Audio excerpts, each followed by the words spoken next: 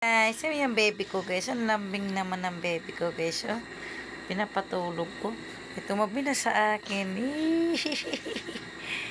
Shit naman ng baby ko nito eh. Shit. Hindi lang makapagsalita. Ito'y galing sa tindahan guys, nagliligalig. Kapag gusto na pumasok sa kwarto. At gusto buhay ng aircon. Walang hiya pa ito.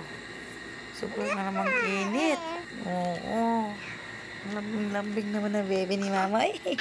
Ang chit naman yung baby ko eh. Chit. Ang chit naman na yan ay.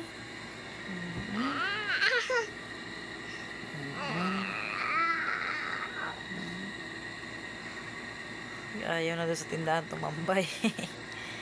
Diyos ko po. Batang ito sa buhay. Ang layo ng higa niya nandun o. Tumabi sa akin.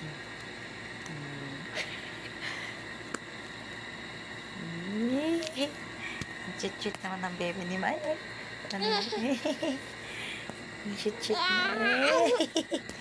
Ang chit naman ng baby ko. Ay, shish. Tabi-tabi naman siya mama. Ay, shish. Ay, shish. Ang atin naman eh. Ay, ate. Opo nga. Shish. Ang sweet naman ng aking darling na ito eh. Sobrang sweet yan guys. Aray ko, napalo na si mama. Ay, shish. Marti naman na shish. Ay, shish. Hindi ko taste naman naman. Layo na sa kanyang unang tinan mo naman. Lumapit lang sa akin. Didi mo. Ang didi, where? Didi. Anong didi? Nasaan na kayo lagi ang didi nito? Ayun, hawak na. Aba. Dito may didi. Na didi is life yan eh. Open mo. Open. Didi.